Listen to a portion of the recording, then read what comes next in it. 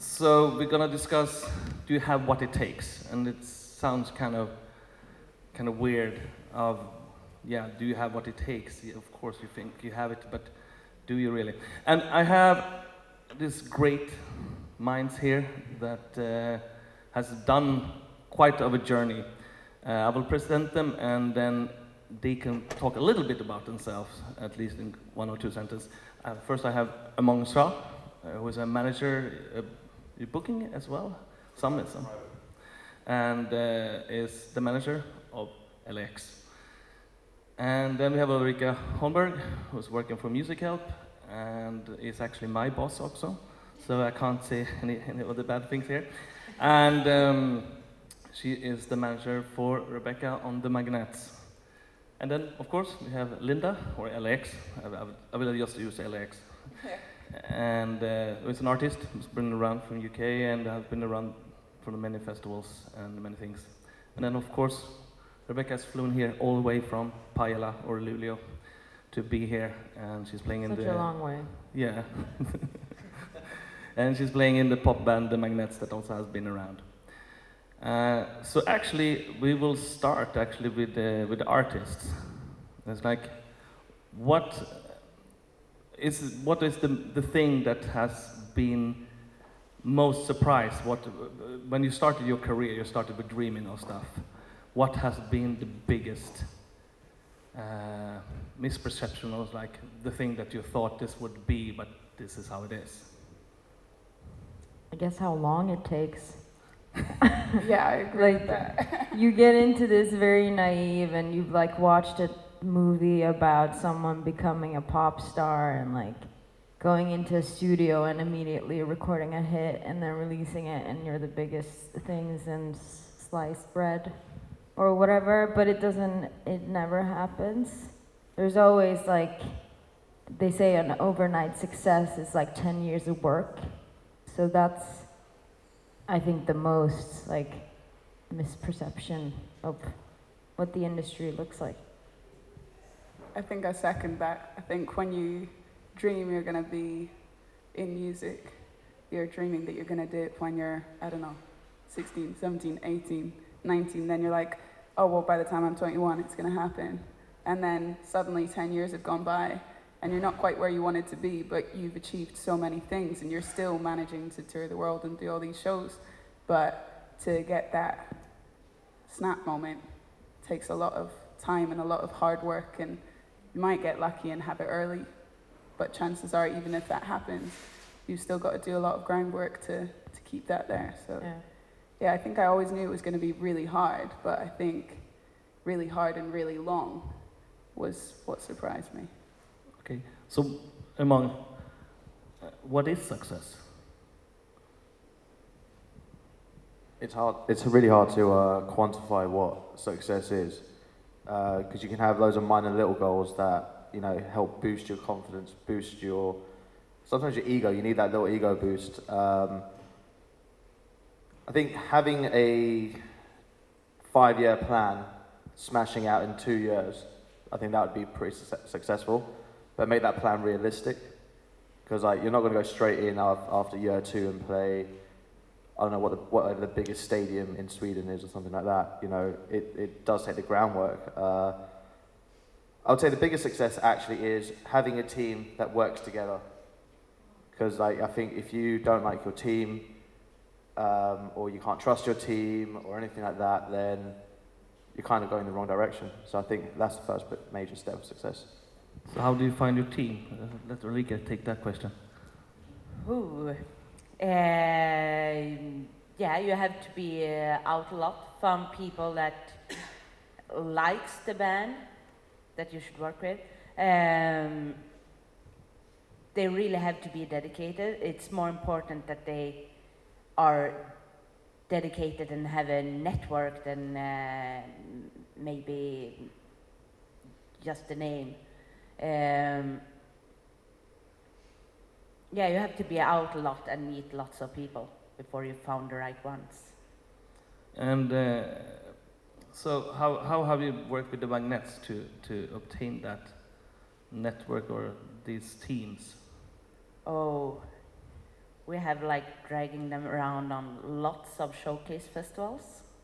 They have, and I mean it's also part of.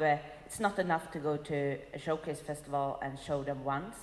You have to go back to the same country maybe 3-4 times, just to show the people there that okay, they are serious, they really want this, and that we like spend money in these countries to show them that yeah, this is serious. So before we have been there like 3 or 4 times, we'll not get any good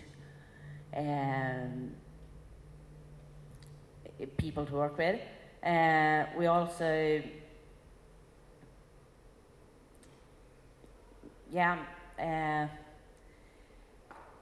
I think what you're trying to say is like, I'm going to take this example of how I ended up on this stage with Elle. I met Peter in Barcelona in like 2014, 13, when the Magnets were showcasing. We didn't even know each other yet, and I remember going, man, that was fucking crazy, right? They played, and after them a Korean band played, and it's really weird. Magnets and this Korean band, we'd been following each other on all these showcase festivals. Then Peter and I got together, we brought them to London, you brought Elle over here to Sweden, you know, and that's us growing our network because we keep seeing each other, we keep, you know, buying each other drinks, we keep introducing each other to each other's network, growing that network. And that's, for me, how you grow that team. Yeah, exactly. Yeah. So let's go back to the question: is what is it? Do you have what it takes? So when you're looking for artists, what you're looking for? What is the part that you're looking for? Because I mean, yeah, you probably will have 10 bands and they are equally good musically, if you say so. So what are the other things you're looking for to make it? Because we all know it's not all about the music. One of the main things that I see is that what I'm looking for is that the artist has done a lot of the work themselves before seeking me for management. Because I feel like if the artist has a basic understanding of how their business is going to be operated, because if you got to remember, you as an artist, if you're an artist in here, it's your business. You're technically employing me to help manage it. So you need to know how to run your own business before you get someone else, because you need to check up on me or the other team members to make sure they're doing their job. So what I would say is make sure you know how to manage yourself before you get a manager, because the next step should be, everything's so busy, you need someone to help you. I don't think you should be seeking a manager to open connections straight away. Yeah, but I think the same as you. But you also have to found the artist that is prepared to work with someone else. Some of them, if it is too early, they will keep like all of the control by themselves, and then it's really, really hard for someone else to come in and work with them. So the artists need to understand the business, but they need to be prepared to leave some of the decisions to another person, and that's not always so easy, I think. Yeah, let's go over to the artist and have the other side. What was your perception when you hired or met Umong? Why do you, what was your thinking? And so I'd been DIY for a long time. I'd done the whole YouTube thing, and I'd had meetings with labels and everything by myself, and I'd had recordings that I'd put out there. I'd done self-releasing and things like that, but I felt I'd got it to a certain point where I wasn't going to get it any further without help, and I started to reach out to people in all angles of my life. So in terms of songwriting, I was just hitting up friends saying, hey, why don't we write a song together? Friends that put on shows, why don't I do a show with you? You know, just actively realizing that I couldn't do it on my own if I wanted to step up. So Umong had always kind of been there around me. He'd seen me at one of my shows and had stayed in touch. And I contacted him and I said, look, like I want to release something and I want to make a plan. Can we meet up and can you help me create a timeline? Because I knew I needed someone to bounce off to get it done, and I wanted someone to give me some kind of clear deadlines and directions. And then I knew I would have that accountability, if you know what I mean. So. What was the thing among that you would say no to? Because now you said yes, but what was the issues that you saw? What with Elle? Well, yeah, with Elle. I'll be honest with you, I didn't see any issue. I fell in love with her songwriting, her performance from day one. I think working with Elle, it was, okay, how much do you want me to do? You know, because there's different degrees to how much you manage an artist. And I think, that's what we spent like 1 year, 2 years figuring out pretty much. Like, okay, do you want me to do this? I'll do this. Bouncing off each other. I mean, we'll talk about it in the panel later, the management panel. It will be several panels on management because the whole festival is about management. So, Rebecka, I mean, you came in from another angle, working. What was your perception of, and you were much younger as well. Yeah. We were young when we met you guys. It was the first time we were playing in New York, I think. That was the first time we met. But like me and Sanna, who is part of my band, we've been playing together since we were 11, so we felt like, shit, we've been doing this for almost 10 years, but we were very eager to, especially coming from such a small town as Pajala, which is like 2,000 people, we were so eager to, not just see, but getting out to the rest of the world. And it felt like we always went from, especially with what you guys do, we went from like the north of Sweden to like the rest of the world, to Barcelona, to New York, Canada, Taiwan, or whatever. But I feel like we did a lot of the groundwork ourselves, but we were also very eager to have someone come in and be like, okay, this is what you gotta do. And we were like, thank you. And I mean, also we know because you're gonna release a movie about your touring life, more or less, and they have the camera team for 2 years almost, just following you for that. What's the reflection? What was the hard part of the whole career, and like, what do you take is like, what has been the most struggling things all over this? Well, it takes a toll on you mentally and physically to be out everywhere all the time, especially if you have other things to do as well. You got to keep telling yourself why you're doing it, and sometimes that can drive you a little crazy, because if you eat candy all the time, it's gonna start being too much, So that, I think the hard part was just keeping your head in the right place and doing all these things and convince yourself that why you're doing it, And you have also your band members to push things over to. Yeah, exactly. In Elle's case, you're a solo artist, so you're gonna do it all yourself. I gotta say that I've been very grateful to have people like to share this journey with, because it's crazy and I can't imagine doing it like all alone.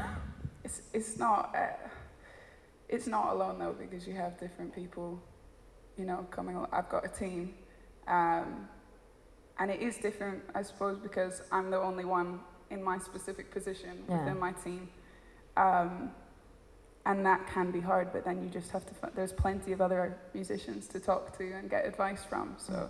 You just have to ask when you need it, I think. Yeah. And what is missing in your career right now, both of you, that you think like, I mean, money. In my mind, you have made it, money.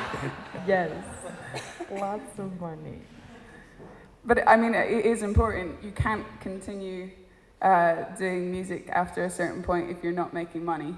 I mean, you can create it as a hobby, but if it's your life and your whole life is revolved around it, it's very difficult to just suddenly go, okay, I'm gonna do something else so that I can pay the mortgage or whatever. So money is a big thing, and also that magic button of where you find a new fan base, because your fan base needs to keep growing. So it's quite difficult to find new people at a certain rate, because once you hit 1,000 fans, that's cool, and 2,000 fans or whatever, you can celebrate those milestones. But after that, the next milestone's like 10,000, and then it doubles. And so, how do you get 10,000 fans in a year? How do you get 20,000 fans in a year? No. Yeah. So you as a manager, where is your success things going? Because what I understand is that also that the managers usually has a little bit other perspective of success than the artist has sometimes into what's going on. Ulrika? You can start, I have to think. Shit. From a management perspective, I mean, there's two levels of success. There's success as a manager, and then there's success for your artist. I think the first step would be to getting them onto platforms such as like Live at Heart and stuff like that, because they've been selected to showcase their talent, against thousands of bands. So, first of all, as a manager, you're like, okay, cool. The pitch was, because the thing is, you submit an artist, you know the music's great, so you don't need to worry about that. Secondly, it's like the pitch is perfect, the way that you've marketed it is perfect, who you've networked with is perfect, so growing your network. As a manager, like, looking at your own career, because have we got any managers in the room right now? There we go, I'm talking to like 3 or 4 of you in there. But like, for me, the success came from having recognition for my work. So, being on panels, I've written in music magazines, I've been nominated for awards and stuff like that. I think having that recognition, because if you are an independent manager, it is a lonely journey, just like it is, for Elle being a solo artist, and we bounce off of each other at certain points, but like a lot of the time you hit barriers and it is very lonely, and it can get quite depressing, as I'm sure some of you here have had those moments. And it is literally those little moments, like your recognition that someone says you're doing something right. I think that's pretty much successful. So what's your biggest achievement with the magnets? To say that. Oh, biggest achievement? Yeah. Well, the biggest thing, the most successful thing, like what is it that has been the most successful thing around it? That Kesha show was pretty damn cool, Which wasn't one? it? The Kesha one. That little tour support, or where it was. Yeah, that one, but I think one of the most successful from our point is that they actually asked for our band to come to Taiwan. They asked for our band to come to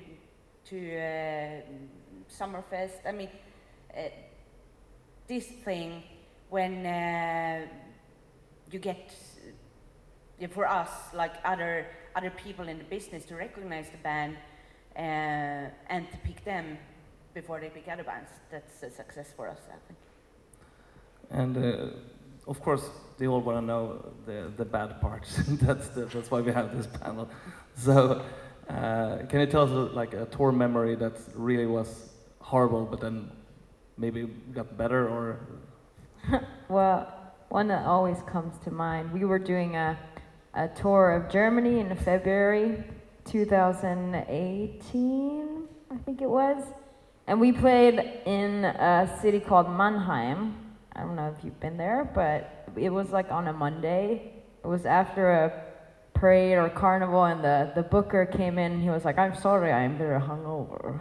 But and then they didn't have the backline, and sometimes that happens, but it was also very cold in the venue.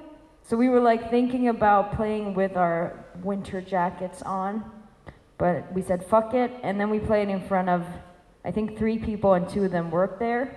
And after the show, they came up to us and they said, "You're funny." And that felt great.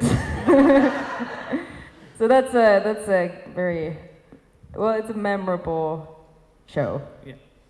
And also, I mean, you have done some what's the most crazy show? I think Taiwan was pretty insane, just because the amount of people working and how like the audience was like, when you went close, they screamed. Like, it was so weird. And we had like one guy working as, his job was moving Thomas's guitar cable across the stage. It was insane. Yeah. So that one in the Kesha show as well, and yeah. Yeah, They're Elle, pretty big. so what's the highlights, more or less? The And the highlights- weirdest show, that's what we want to hear. You don't want to know about my weirdest show. I mean, that was, I was playing in some tiny little theater with, I don't know, about 20 seats. I set out my stuff on stage because I was the next act. We'd seen some blinders of acts before. I mean, literally, like, one of them was talking about poking their eyes out and being on LSD and climbing mountains, and he was doing this on acoustic guitar, singing out a tune, and I was like, wow, is this the gig I'm on today? Went to the toilet, came out, and all my stuff had been removed from the stage, and there was a comedian. And of course, the comedian picks on the last person that enters the room, which, unfortunately, it wasn't just that he was pointing it at me, they were just rubbish jokes. He was like, what's your favorite band? And at that moment, it was like Foo Fighters. He was like, yeah, Foo Fighters are shit. And then everyone just looked at him like, okay. Then I went, right, just before I went on stage, again for the second time after this comedian, I said to the lady that was hosting it, I said, I really need a glass of water just before I go on stage. And she went out, came back, forgot the water. I said, okay, I'm gonna go get the water. So I go to the bar. The barman is passed out on the bar, literally like lying, and I had to shake him to wake him up. I come back in, I've got my water, and the woman's like, oh, we've been waiting for you. She thought I was doing a dramatic entrance, and I'd taken like 10 minutes to get the water, so people were just sitting there waiting for me to come on, and I had some important people at the show, so it was just one of those things where like I had to just switch out and like do the best performance I could, but every time I was looking at my band members, they were just kind of like... So yeah, that wasn't a good show. That's the thing, though. You don't know when there's important people in the crowd. Like, it could be, like, if in Mannheim, one person out of those 3 people were, like, a very important person, we played a show. We did the fucking thing, and you never know. So that's why... Yeah, you just got to bring it. So how do you know, like, because that's probably the key point. You have to do it. You have to bring it on, even though it's miserable for the moment. I mean, you could tell us about the story that I heard when you were driving in the USA with the show from New York to, was it Austin? New York to Nashville. Yeah. Well, when we were... You were out driving for, I don't know how many hours. Oh, God. I mean, I love Elle and I love the musicians that we have because they thankfully did not make me the tour driver solely. So we did the whole legal thing of switching drivers every 4 hours and stuff like that. But like, when it comes to do you have what it takes, I think the whole US tour that we did was a test to that. I mean, there were definitely tears on that tour. There was definitely, I was definitely pulling some of the musicians, like kicking them over and stuff like that. And that was me being nice, by the way. You know, we were doing journeys of, 22-hour drives? 24, just to make sure that we can get from New York to Nashville to then do a show the next day. And there were snowstorms, and because of the snowstorms, the gigs weren't well attended, so it was emotionally draining. Philadelphia was crazy. That we get out of the car, and I had a cold, like the worst cold in the world. Like. Yeah, and then I immediately go, all right, let me call my mum to see how we can make this better without paying stupid amount of bills visiting a doctor. And I think my mum just said, ginger, honey, and lemon tea, and that's what we did every morning, right? Yeah, it was a horrible time, and I think just for the sake of honesty, it's important to say that my MD, the band director, quit on the 3rd gig. He said, if I didn't like you, I would fly home now, because the gigs had gone so badly. Luckily, he joined back the next day. I mean, not the next day, but he did join back. He was like, if you would have me back, I would really like to play. But then, you know, like, that was insane. Like, and then also, like, when we were delayed by loads of hours, because in front of us, Do we have any Americans in the room? You understand? No, but you understand, your lorry drivers are insane. They don't listen to it, they go for like 20 hours straight. We had a lorry that turned over in front of us.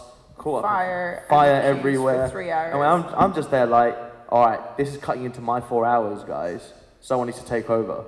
You know, like, and then we got to Nashville at stupid o'clock in the morning. We all slept like well over. Had to do the gig, like drive in to Nashville an hour, do the gig, come back, then go to Austin, which was like another 20-something hours. I panicked because I thought I left my phone back in Nashville, which I didn't. It was just me being very tired, and Elle saved the day again. I'll be honest with you, Elle But we saved spent me. about an hour looking for my bank card, which was just lost in the van. So Yeah, that it was was just just one of those things where it's like, everything. Also, the most stressful thing about that wasn't actually the touring. I'm very proud that I hardly have any grey hairs, right? Every time I've applied for a US visa, I get a grey hair. Fuck you, Trump. Seriously, like, I got 3 grey hairs here. We almost got cancelled. Our visa cancelled the first time. They gave it to us for like 3 weeks after our tour. And it was like, all right, we just spent 12 grand on this shit and we can't even tour the US. And the added problem is that that's taking up time where you should be working on promoting and making connections and stuff, but really you're just arguing with bureaucracy. So.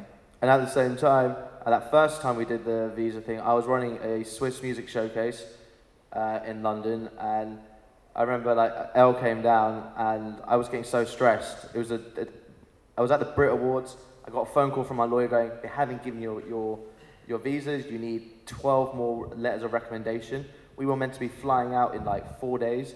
I had to pull off some massive favors to get 12 letters of recommendation.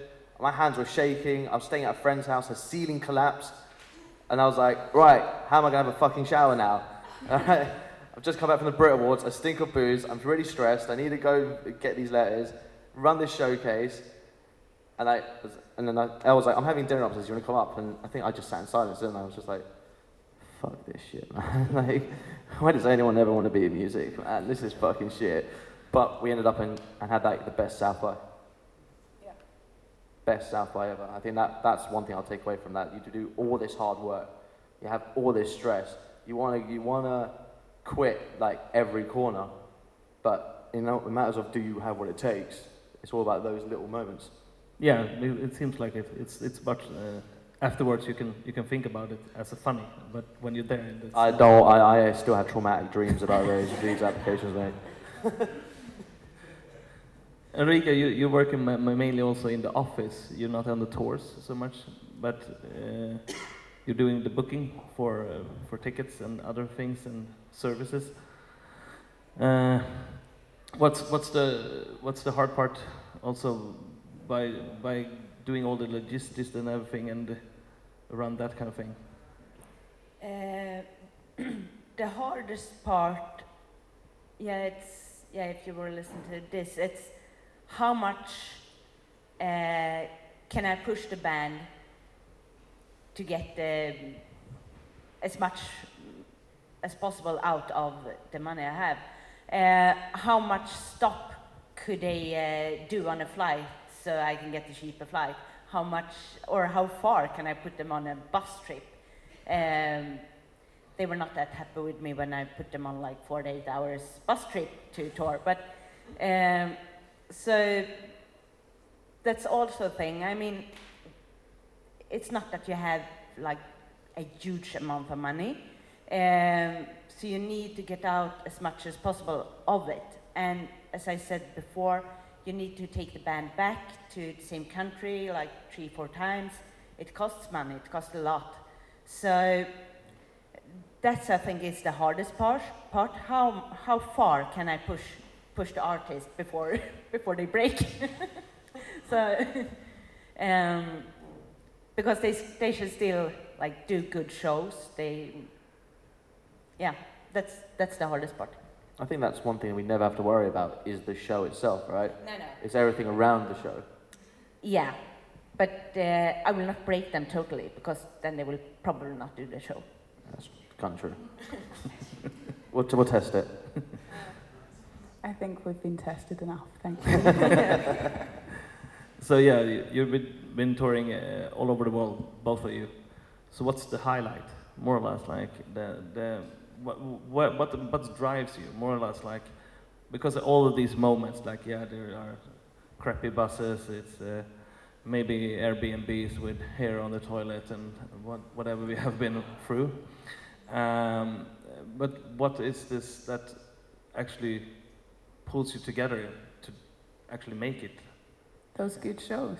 The good shows. If you're on stage and you're connecting with hundreds of strangers, thousands of strangers, and you're in the same place for those few moments, and you know that it's indescribable.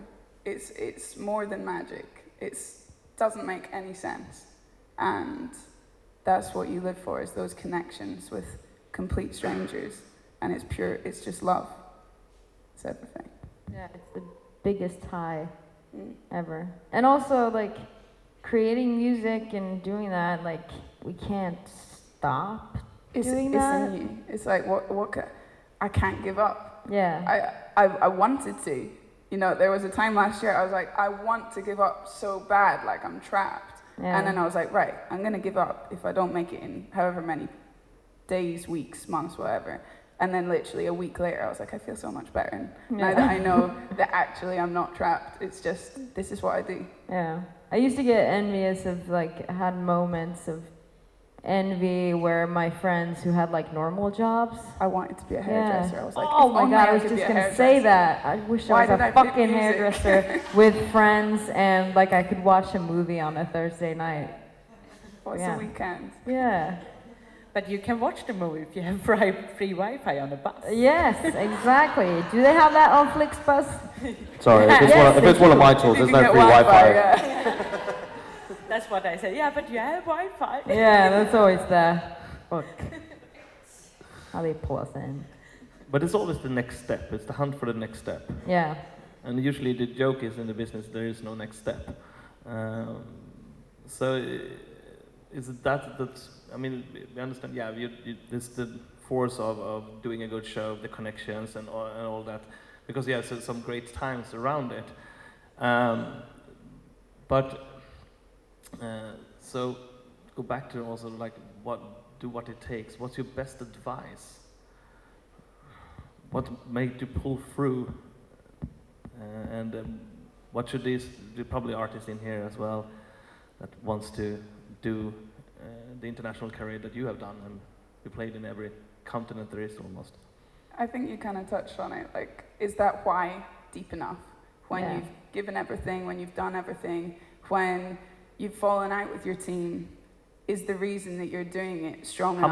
How much do you hate your team? I mean, sometimes, like, really bad. I threaten murder daily.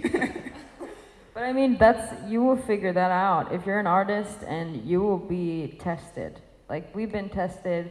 Just be prepared of it not being fun all the time. And you will figure out if you want to do it or not.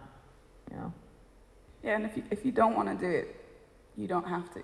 You can be a hairdresser instead. Chances are you do have to do it. It's in you. Yeah. You got to just do what you're called to. And the same thing is for you, probably, as a team. I mean, why do you do it? I do, well, touching on what you both said. Because you're not in the stage, I mean. Yeah, so you like, don't get a kick out of it. Yeah, well, the touching on what you said, where you've got friends who make money. One of my best friends makes over 100,000 a year, pounds, and he lives in Zone 1, Central London, and he has his amazing wife, he has amazing holidays. I'm like, fuck, man, if I know I went into accounting, man. But the thing is, like, I would be bored as hell. I want to be at shows every night. I want to be working with music I love. I am a failed musician, you know, most of the industry, you know. we are failed musicians. You know, we tried to make it in a band, and it didn't work out. But the music is in our blood, and we figure out another way. I figured out, cool. One deal I had with my parents was, okay, you have to go to university. I found a way around it. I did music management, which was a DOS course. I only went to uni 2 days a week, and the rest of it I was networking and stuff like that. I don't think I could do anything else. That's the drive. Ulrika is not a failed musician. That's the fun part here. No, I'm not. She's actually secretly successful. And I hate stages. No, but my dream, of course, I want to really break a band. Even if I'm not a musician and I hate stages, of course I get the kick of a good show, but I want to be down there, not up here. It's actually really cool. As an industry person, you stand at the back with all the other what I call industry pricks, because that's what we all are. We're at the back judging everything because we're seeing everything from the back, right? We're looking at the stage, we're looking at lighting, and I can't stop doing that. Even if I go to the O2 Arena, I'm like, I wouldn't put that light there. I know. So we're going to the end of the panel. So what's your best advice for getting this career? What has been the best tool? Or being on showcases, of course, is part of it, but also give us a tip of a good advice that you usually give others to survive in this jungle. Well, being prepared is one, but also forget about your ego and keep, if someone is trying to make you think or question or push you, then take it in and see if it's totally not what you want to do, then don't do it. But try to, be open to people helping you out and pushing you and, taking you further, even if it's not what you thought it would be, but yeah. I think the only thing you can control is yourself. So a lot of times the frustration is out of things around you not happening the way you want them to, or people not acting the way you want them to, or things don't go the way you always plan them, but you can always control yourself. So always aiming to be the best version of you. So whether that be writing the best song you can do, and actually, not just saying, oh, I'm going to sit down and write an amazing song, look at music, listen to what you love, and analyze it, and think about how yours could be better. How can you do a better show? What could you do to take that experience for your fans to the next level? And work out, all that kind of stuff I think is important, because if you're the best version of you, then you're going to excel. If you're the best person in the world, someone's going to see you. I'm not saying you can't be, but you can get close. And also I think that that although hard work, it's a myth, hard work doesn't always pay off, but when it does, you get so much more satisfaction out of it. I would rather succeed off of hard work than luck. So always work hard so that you can be happy when you get to where you get to. Ulrika? To be prepared for very, very hard work, and that you have to spend lots of years on it. You have to give up all your other dreams that you have beside, and also connect a lot with people. Talk to everyone, be nice to everyone, especially the people that works around you on stages and things like that. If you are nice to them, they will help you. Otherwise, they will probably not. If you need that extra thing,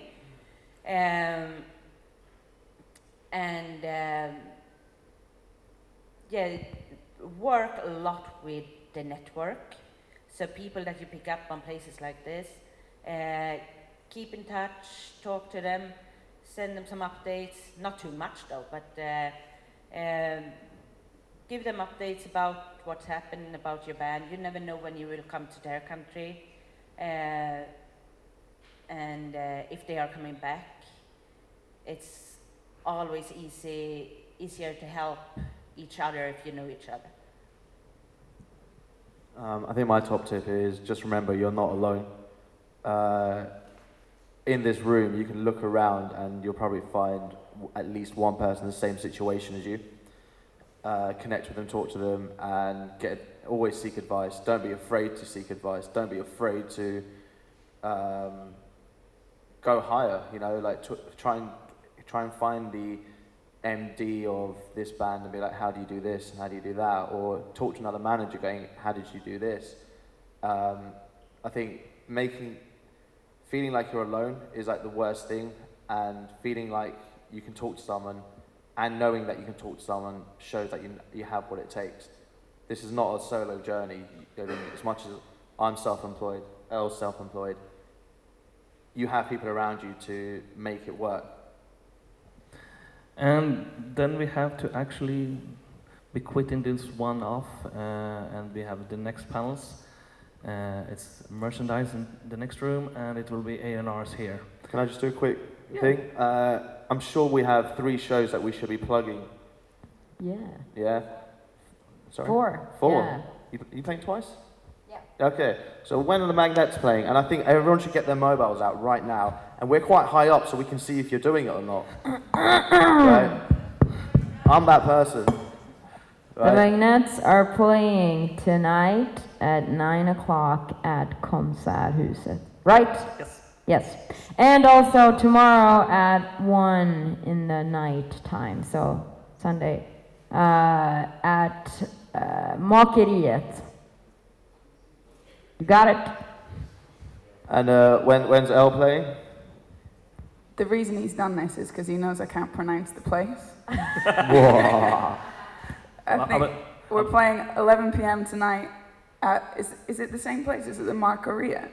Market, yeah. Yeah, probably. Yeah, sounds like 11 p.m. tonight, and then tomorrow at 9 p.m. at Elite Stora, the hotel where you picked up your delegate passes. Also, we have merchandise available, which you could also purchase it with Make sure you get some cash pounds, out. sterling, euros, dollars, whatever. I will do the currency conversion and add 50%. This is how it works. Never miss an opportunity to do PR for yourself. There you go. So. There you go. So thank you for being here, and hopefully we can see you again in the next panels. Thank you.